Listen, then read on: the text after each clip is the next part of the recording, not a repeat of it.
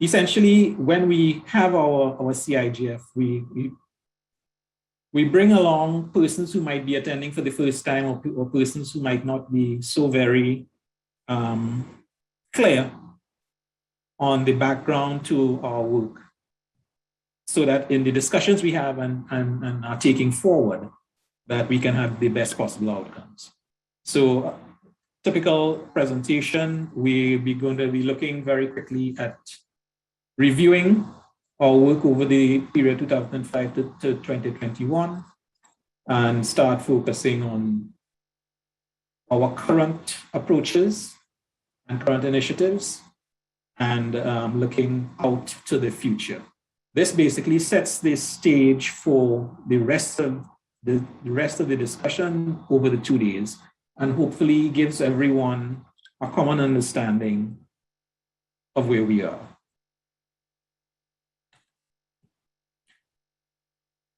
The CTU has been mentioned as basically the convener of the Caribbean Internet Governance Forum. And this is just one slide to give an indication of the range of activities, core activities that the CTU involved itself with. First of which is harmonized ICT policy formulation around the Caribbean.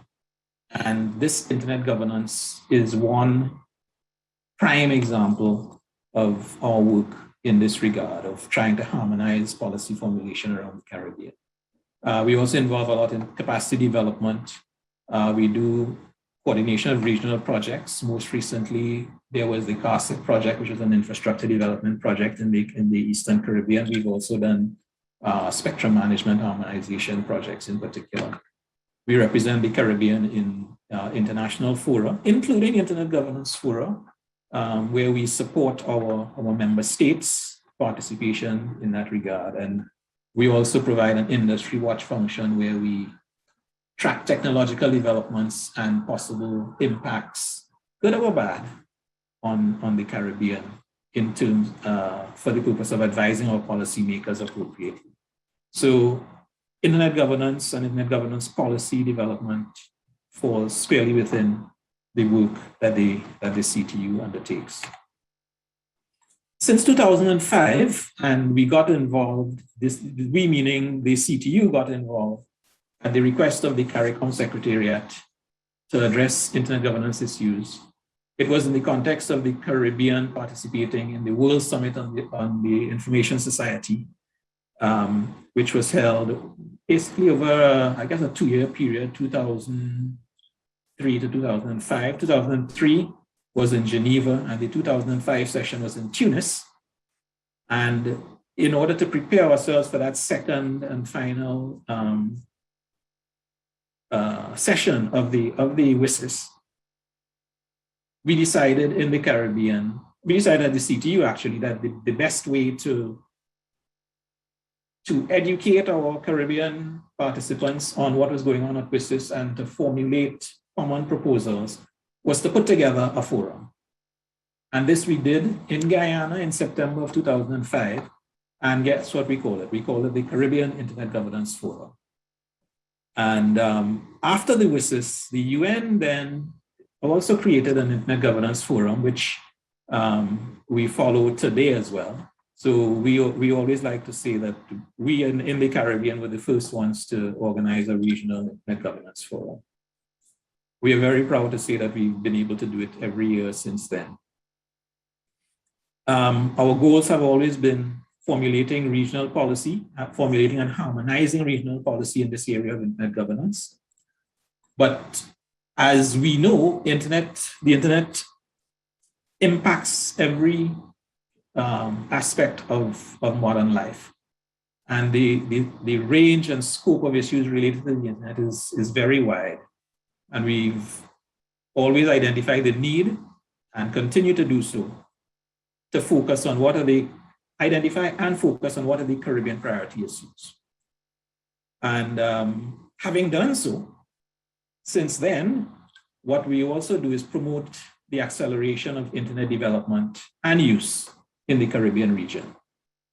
So from 2005 through to now, this is basically been our approach and mantra. So we created this Caribbean Internet Governance Forum. Mentioned it's the longest running in the Regional Internet Governance Forum. Rodney mentioned that it's non-hierarchical, it's multi-stakeholder. CTU is the convener, but basically we've used the facilities of the CTU, the convening power of the CTU to bring together representatives from all the stakeholder groups. I'm happy to say that I think we've been successful in doing that. I think we are seen as a trusted, impartial partner in terms of the policy development recommendations that come out of the CIGF. And but going forward, we would like to diminish as much as possible our ongoing role and replace it with a more fulsome representation of the stakeholders running the show as far as CIGF is concerned. Where CTU would be just one and not necessarily the main convener of the CIGF going forward. But these are things that we have on the table to discuss, and we are open to getting your thoughts in this regard. In fact, I'll say a little bit more about that in this presentation.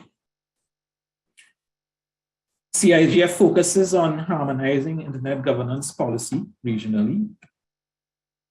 Matters of priority.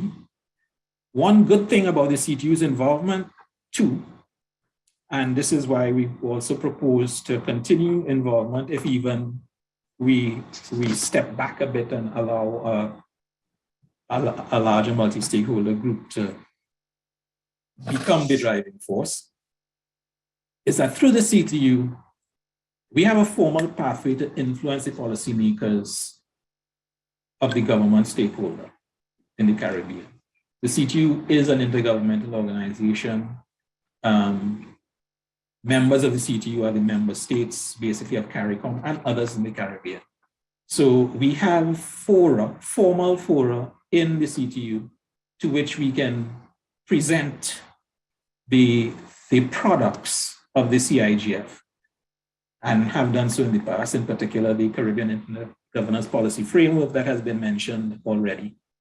And each time that we evolve it, that we update it, it is presented back there and for the guidance of our member states. So we get it in the face of the policymakers in the region. So that I think is one key advantage of the CTU's continued involvement.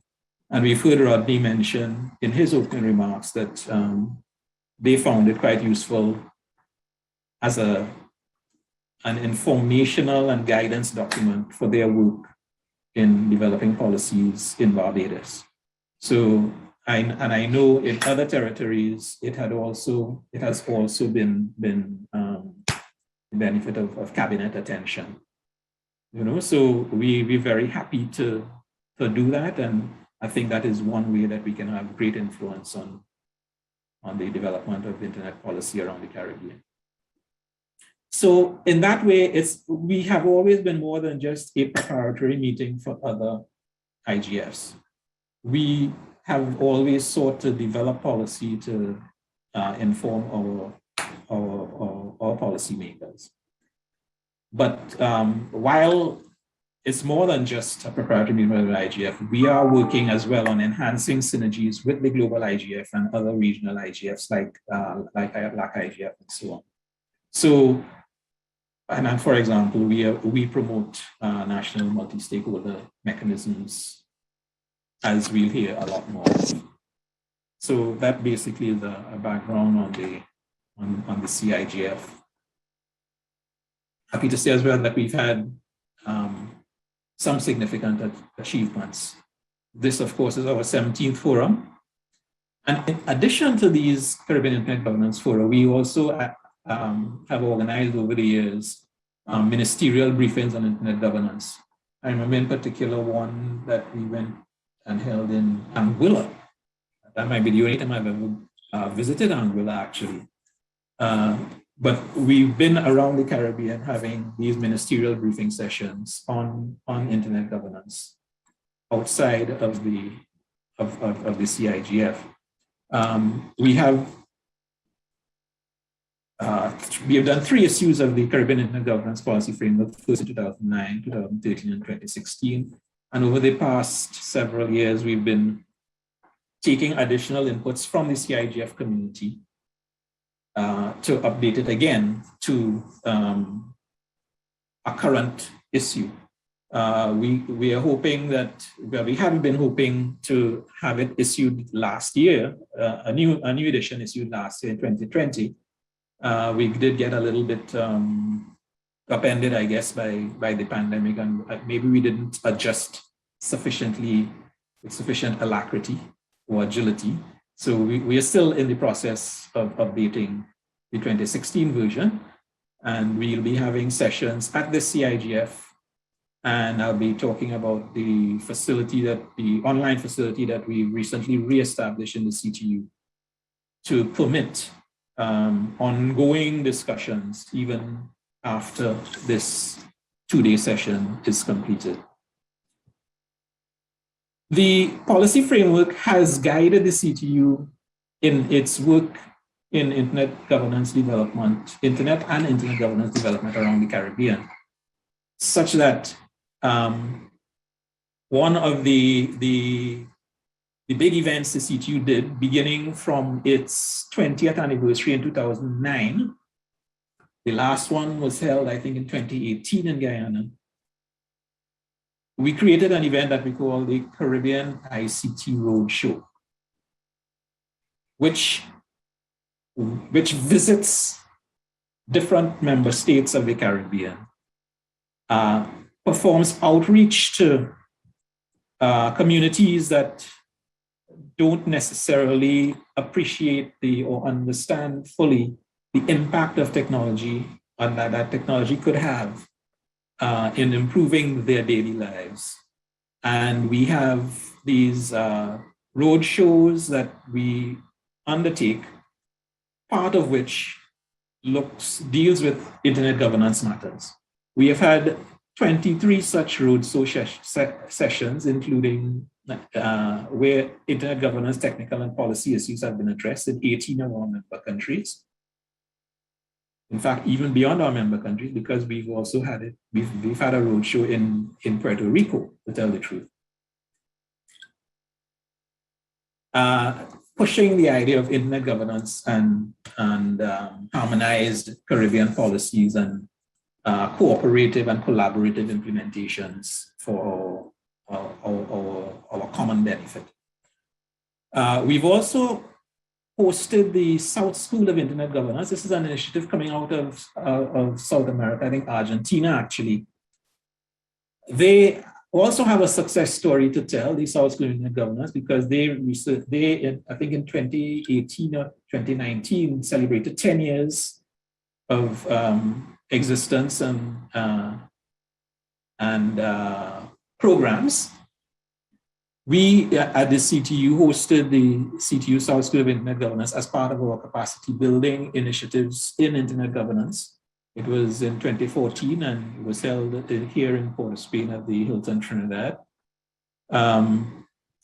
We've also walked the talk in terms of the recommendations of the policy framework by promoting the development of IXPs around the Caribbean, Internet Exchange Points. We've had some 18 IXP workshops in 14 Caribbean countries, and that effort continues. So much so that the French territories in the Caribbean now have requested the CTU's assistance in developing IXPs in the French territories. And we hopefully should be beginning a project with them next month, September of 2021, with a time horizon on that project of, I think, the end of 2022. So hopefully we'll see some continued success coming from that. And from that, actually, we've established around the Caribbean I think it's probably at least 12 IXPs existing in our member countries. We do have some additional work to do though in further developing the value that is gained from them, building up the services that are available via the IXPs and that sort of things. But these are matters that we can address and discuss and get recommendations on from our CIGF community over these next 2 days and thereafter as well. We've of course contributed to regional and global IGF proceedings, not just the CTU, but many persons from our member countries, and we'll be hearing from some of them, I think, over the next couple of days. We've also developed guideline documents relating to IPv6 conversion, relating to IXPs, relating to cybersecurity through partnerships with multiple organizations. As the last bullet shows there, we've signed MOUs establishing partnerships to further the CIGF agenda. And these partnerships with the IORGs that are here, plus other organizations like the Organization of American States, the Commonwealth Secretariat, the Commonwealth Telecoms Organization, and so on. So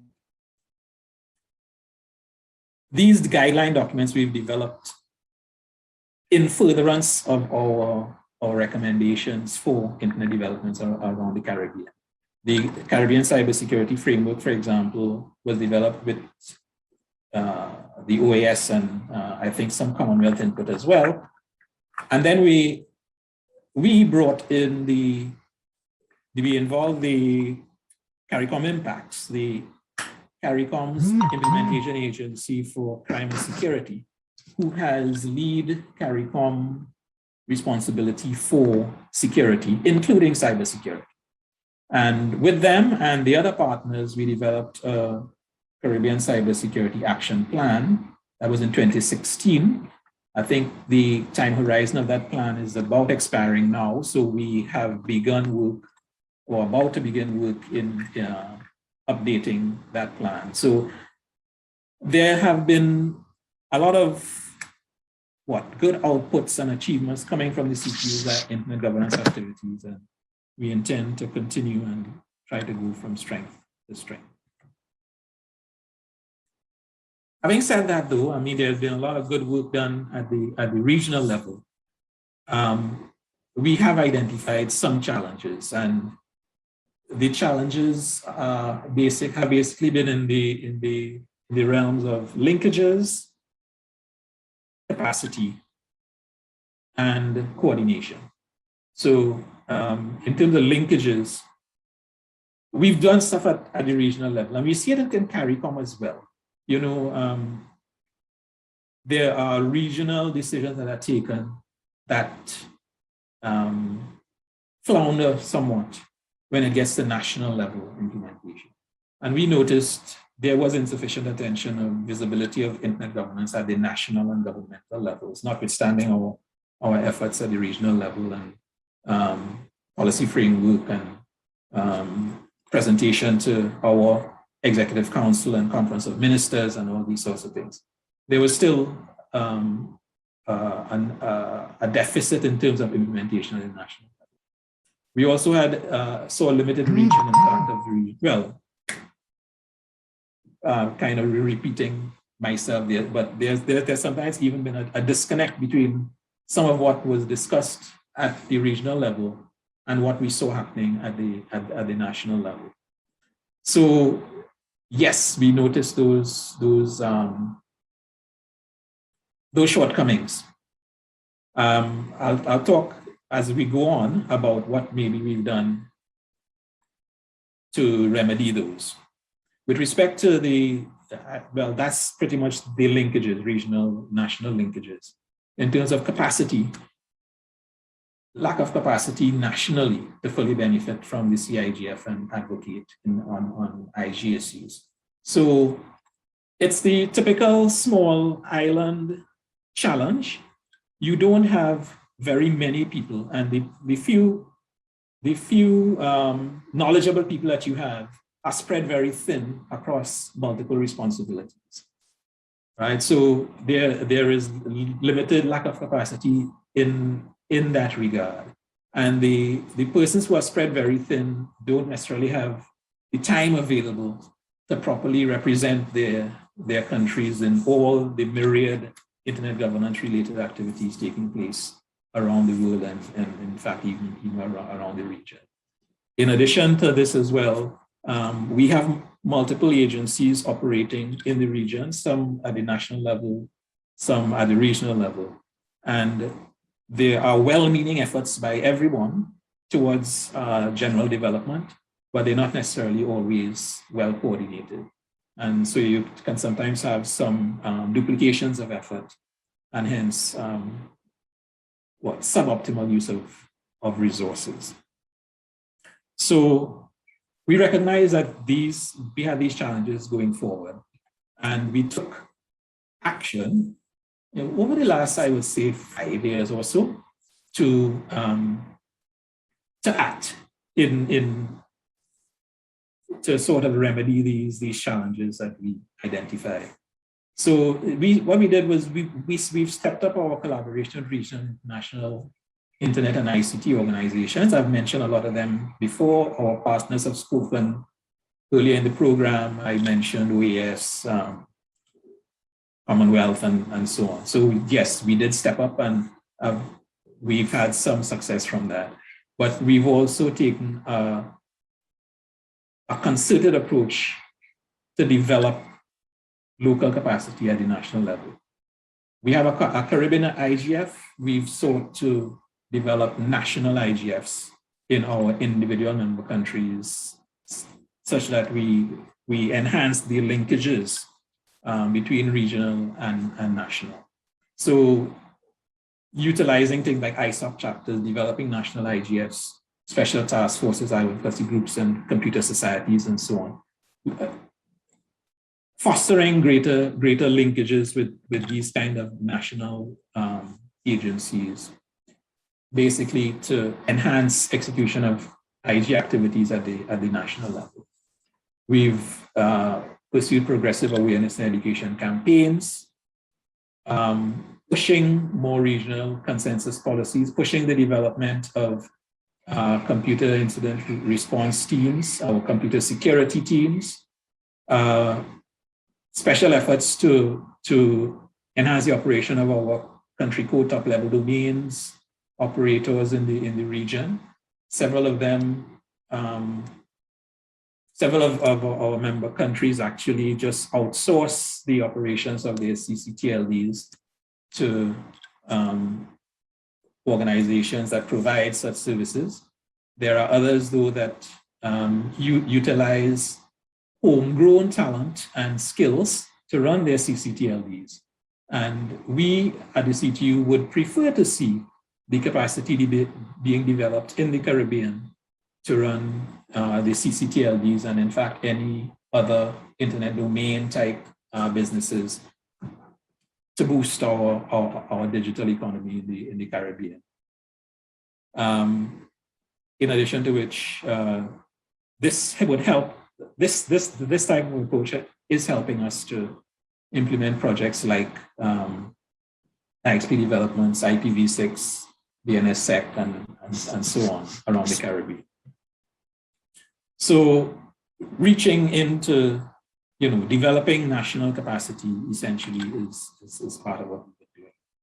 I mentioned this earlier that the CTU is currently the convener of the CIGF, and we pursuing consultation, capacity building, mobilization, and so on.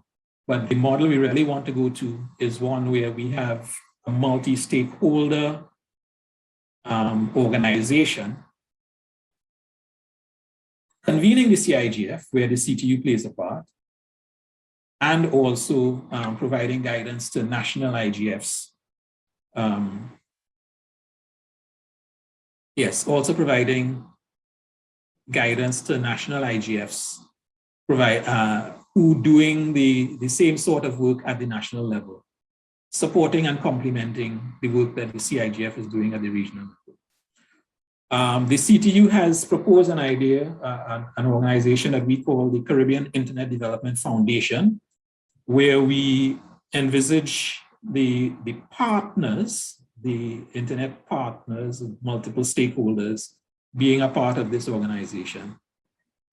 We started a concerted effort early last year to make this operational, but that effort was interrupted by the COVID-19 pandemic. And after we had a special session and launch in February, in March, from March of 2020, those plans were kind of put paid to. So it has afforded us now an opportunity to relook the idea of the Caribbean Internet Development Foundation. And we are doing so to see if we can find a more streamlined, maybe somewhat less bureaucratic means to manage the multi-stakeholder interaction, to run to manage the CIGF work and oversee and support the national IGF work as well. So we are doing that at this time. We are on a little pause as far as that is concerned. So looking forward, and this is where we are open to the ideas of the CIGF community, and we'll be soliciting your thoughts over the next couple of days and thereafter to take us forward. We're continuing our thrust towards national IGFs and developing national multi-stakeholder communities. The CTU is going to be continuing its work to promote implementation of the policy recommendations. I mentioned that we at the CTU use the policy recommendations to guide what we do as far as activities in the internet governance way. So we will be promoting a similar approach for our individual country members to pursue as well. We will continue pursuing the sustainable multi-stakeholder arrangements. I mentioned the CIDF just now, and that we are reviewing to see if there might be an appropriate alternative. Continue to enhance linkages with other IGFs. A feature of the CIGF now is reports from the national IGFs, and we'll be having those in a short while, actually, including the UN IGF. We will be also continuously reviewing our policy framework document, reviewing what our priorities are, and the theme of this year's forum is exactly that. Reviewing the Caribbean internet priorities basically for our post-COVID situation. And we're going to continue to enhance the process of ongoing collaboration to leverage online modes. In fact, I'm going to show a little bit about that just before I end this presentation. So this is kind of how we see it. We are going to use the forum, we are going to use this CIGF and our discussion forum thereafter to basically get the community's view as to how we move forward. And we will basically determine a harmonized approach for moving forward. So the 17th CIGF in particular, we will be discussing key current issues in IG. Different specific things have been mentioned. Tomorrow we have special sessions on affordable and meaningful connectivity, and on foundational digital IDs, which are key topics in terms of service penetration and also service delivery as far as the digital transformations are concerned. We'll be getting liaison reports, and we'll get those. We will be getting into that after the break, which is coming up shortly. We'll be reviewing our Caribbean IG policy priorities. We'll be having at least one workshop where we're going to be dealing with that. And I will shortly be introducing you to the online forum, which will be put into use as well. And we'll be considering operational modalities and next steps in terms of taking the work forward. Part of the program, in fact, as always, is an open mic section where attendees can take the opportunity to give their comments on anything related to the CIGF and internet development around the Caribbean, new ideas or whatever. We'll be having that tomorrow afternoon, more towards the end of the two-day forum. So you are invited to basically get involved and make your voice heard. This is what basically we are asking all stakeholders to do. All stakeholder views are invited and welcome. You can also follow internet governance content and internet fora on the CTU website and on the sites of our internet organizations. Beverly and the others mentioned that some events that they have coming up. We'll be hearing more about that in the next 2 days as well. But apart from the CTU website, you can look at the websites of the internet orgs as well and participate in those. The one thing I learned about internet governance was that basically anyone can contribute. Organizations can contribute, individuals can contribute, and the internet organizations or organizations that put together events related to internet governance always make provision for remote participation and widest participation in general. So you're invited to actively participate in this 17th CIGF and its workshops. And you can submit comments. We at the CTU have a standing email, CIGF@ctu.int, for any comments at any time in the year related to the CIGF or internet governance, that you can submit it to us there. I think that's all I want to say specifically related to the CIGF at 17 right now. What I will do is I'll take my last couple minutes to introduce you to the CTU's, one second, online forum, where you can, okay, let me just share this particular screen now.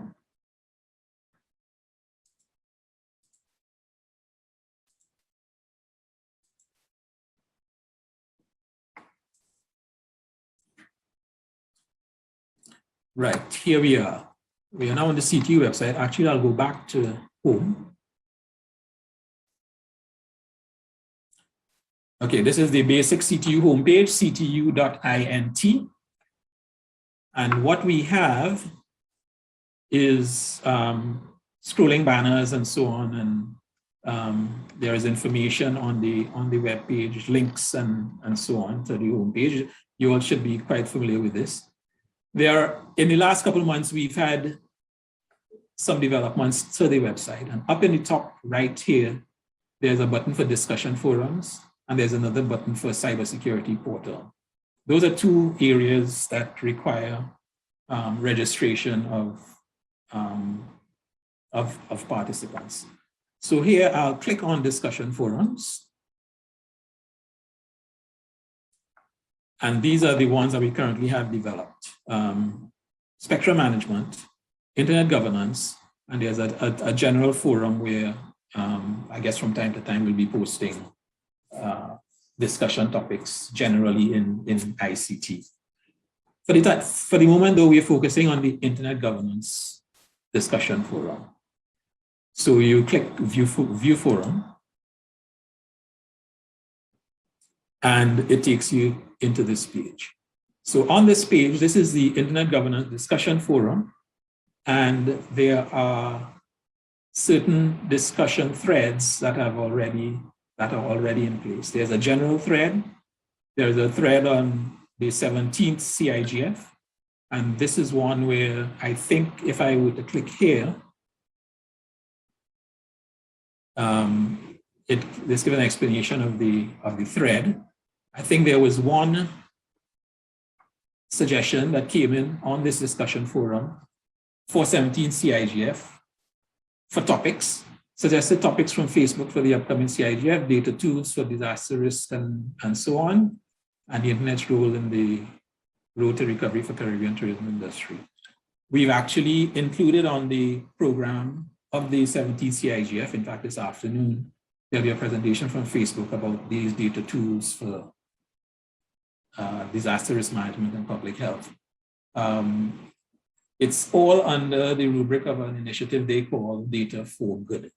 So we'll hear more about that this afternoon, but this is an example whereby a particular individual submitted a comment into the discussion forum related to the 17 CIGF. All right, so I click back to go back to my internet governance. There is a discussion forum, there's a discussion thread established for updating the Caribbean Internet Governance Policy Framework to version 4.0. This is one workshop we're having this afternoon, but you are definitely invited as well to register yourself for this online discussion forum. So if I click it here, there is an explanation of what the forum is about.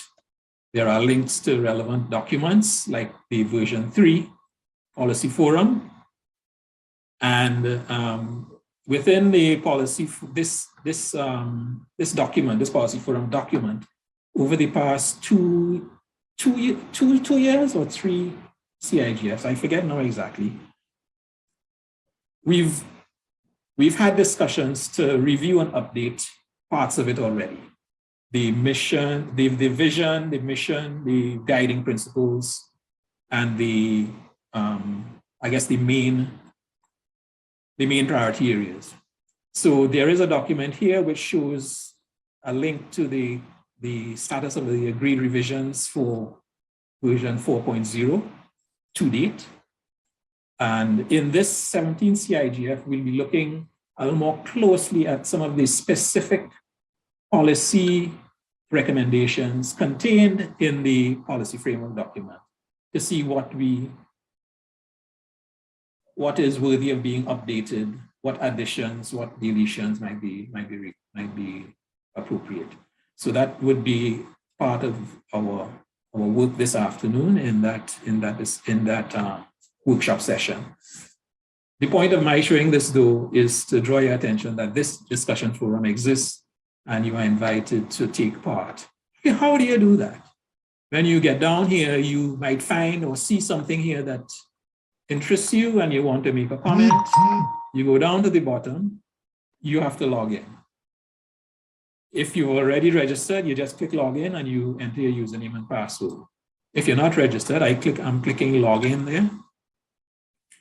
And you can log in by entering your username and password, or you can register. So if you're not registered, you click register and you enter your username, first name, last name, email address. And you will have to set up your own password. You're invited as well to enter some sort of biographical info in the sense that I am representing this particular company, or I am an individual participating and I have a special interest in something or other, so that people on the forum can understand basically where you're coming from, right? And then you claim that you're not a robot and you submit your registration. And there is, however, an email verification process. When you submit, you don't get registered right away. You have to go to your email and I guess verify your email address before your registration is actually accepted. So there's a little moderation that takes place in terms of the registration for the forum. So, oops. Okay, back to forum home, back to view forum. Yeah, so you can register yourself and make comments on any forum topic here. You can also make suggestions for any additional topics for discussion. So all that to show basically recent developments related to CIGF and the CTU's facilities for facilitating its discussion. And we look forward really to your continued participation over these, your active participation over these next 2 days, and your continued participation thereafter through the online forum. I'm noticing a question on the chat, and this is from Rodney. How can we more effectively rope in the private sector in these discussions? Beyond the commercial interest, there is knowledge that they can share, but on the commercial front, there are also opportunities for our local companies with respect to internet business models like new GTLDs, cybersecurity and hosting and so on. I guess it's a good question, and it's probably part of our outreach as well. We've done it through CTU. Basically, has tried to do that through the medium of the roadshow, visiting different countries. I think this online discussion is another means that we can apply in this COVID-19 influence situation. The outreach we undertake as well through the national IGFs and the CTU's participation in these would also give us some contact, some exposure, I suppose, for the work that we're doing in the internet governance space. The IXP development work that we've been doing also engages the service providers, for example. So there are things that we are doing, but we are open to any other ideas as well with respect to that. Okay, so I'll stop there for the moment. Any other questions that anyone might want to pose? We are just about at the break time. There will be another opportunity later on this morning, when we have our liaison reports, to ask general questions related to these fora and internet governance development and so on. So I'm not seeing any other questions in the chat. So I think it's probably good for us to take the break now, and we'll be back at 10:45 Eastern Caribbean time to start our next session, where we will be getting the liaison reports. So thank you very much. To my colleagues at CTU, during the break, I'd recommend actually that we rerun that Caribbean Futurescape video, because several people have joined since we ran it before the program started, and it might be useful for persons who have not seen it to see it. So we'll take the break now and resume again at 10:45. Thank you.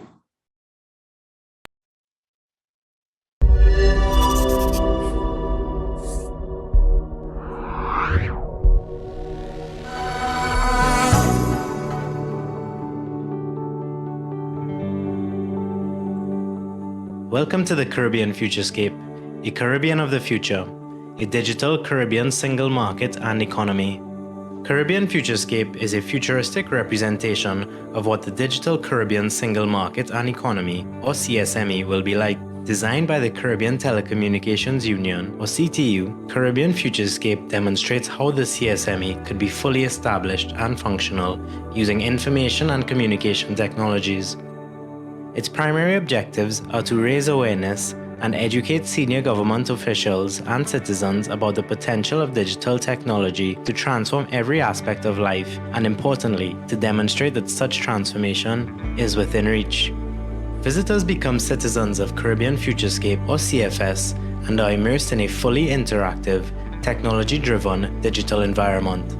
A first in the Caribbean in which they are able to perform everyday tasks that have been enabled by information and communication technologies, often called ICT. As you enter the CFS digital ecosystem, your registration is confirmed by a facial recognition system or by entering your name. Once your identity has been verified, you are then issued an EID, a unique digital identity card, which grants access to all the services in the CFS and allows you to move seamlessly from one country to another. Citizens can access from any country all the important services they need to live their lives effortlessly and productively, such as education, health, and other government services, all done digitally. All the transactions undertaken are recorded digitally, and the CFS citizen will receive alerts sent to their mobile phones or digital devices confirming those transactions. The EID is a fundamental aspect for living in the future digital Caribbean, as it confirms your status in all the important areas of your life and allows freedom of movement. The EID will provide access to all the information regarding the citizens' interaction with their government and other governments in the Caribbean. Digital transformation brings endless possibilities. Here are some examples. Citizens process residential or commercial land transactions via the online land registry through the use of their EID at home or another territory. The classroom of the future is digital. This digital classroom would allow students to access their homework, their assignments, their downloads, any syllabus that is required for the students to have access to, they will be able to access it here. So for a principal, they would have access to a dashboard that would allow them to see the monthly income, the expenses, the fees collection, as well as how many members of faculty that they have, and also how many students they have in the school. And on the Parents Portal, parents can track information on their child and communicate with teachers directly. If we were to implement this correctly, there'll be no more textbooks. In this futuristic technology space, the digital library and creative skills are developed using different media. Apps and tools are available on the internet and are used to encourage and stimulate interest in music, dance, writing, sketching, and photography. Welcome to the DIY place. This is the place where we're looking at the future of education, and we're looking at using both technology and art and craft to enhance primary school education. Children can borrow books, Kindles, and digital content from the library of the future. The courtroom and legal system are digital. Courts tend to be very paper-based. You're going to be in a court here where all of the documents are electronic, where they're digitally signed, where there are no stamps and stamp duties. You're looking at a justice who is in an entirely different jurisdiction presiding over a local court. You can hold a legitimate court hearing using the internet and technology and fast track or accelerate the dispensation of justice. You can also look at situations where you have people who have difficulty accessing justice. They may not have access to a lawyer, and they can use the remote tools to access legal representation or to file documents without having to drive or to fly into a country or town or location to present documents before the court. Medical service delivery is transformed. Technology allows citizens to make online appointments, provide insurance information, and pay for services via their EID. It allows practitioners to access patients' medical history at any medical facility. Here we see citizens of CFS making appointments, filling prescriptions, and accessing medical diagnostics. In the agricultural sector, all farm-related processes are monitored using advanced devices and robotics, from seed to market. What we have standing here is an hydroponic system. It's an NFT system, and we are growing herbs and lettuce vertically with indoor lamps. We are monitoring our nutrition by our mobile phone.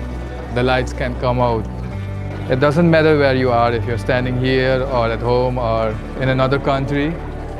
We can also do that with the pumps, where the room temperature, the temperature of our nutrition, and all this information we have stored in our computers.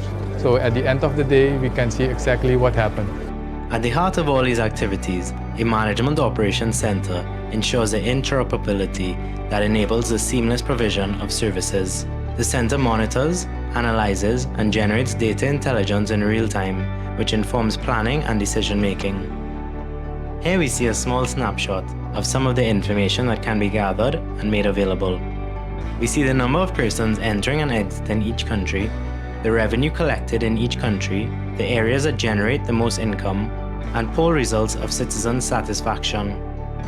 Digital transformation will touch every part of our lives, affecting how we work, shop, travel, educate, govern, and even how we live.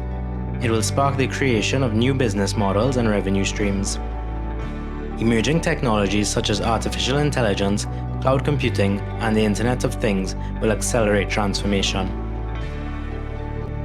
Caribbean digital transformation, however, is not just about technology. It occurs at the intersection of people, governments, businesses, and technology, and is guided by the world around us. Governments and organizations, all of us must embrace technology to make the transformation real and our world fully digital.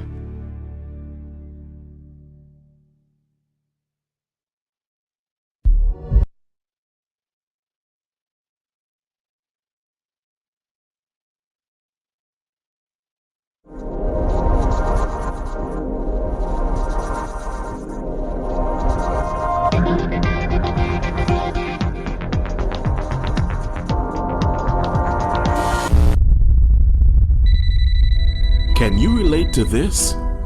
Government. It belongs to everyone, and it has a unique relationship with each of us.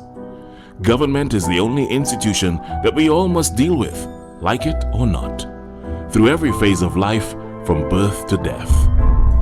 For most people, government services are just a necessary hassle.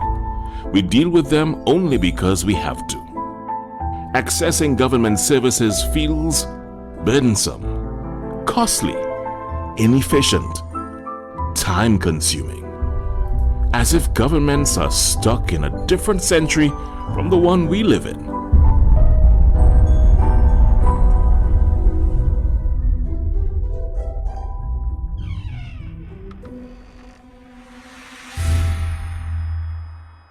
But what if there were a better way?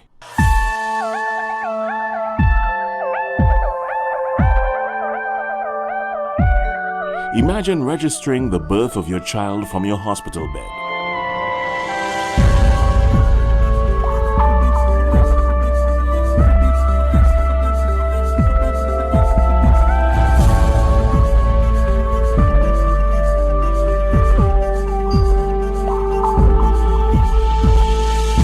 What if keeping your kids healthy was a paperless transaction?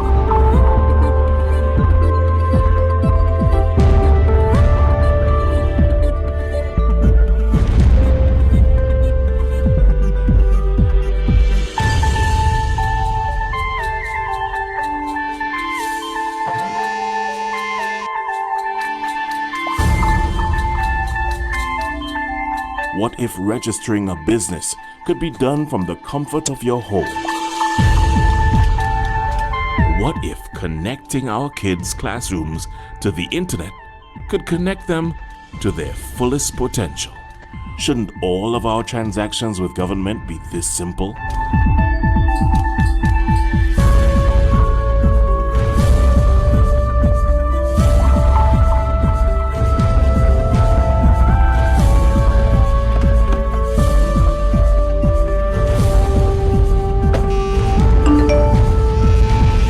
What if we use technology to create an open road to the future?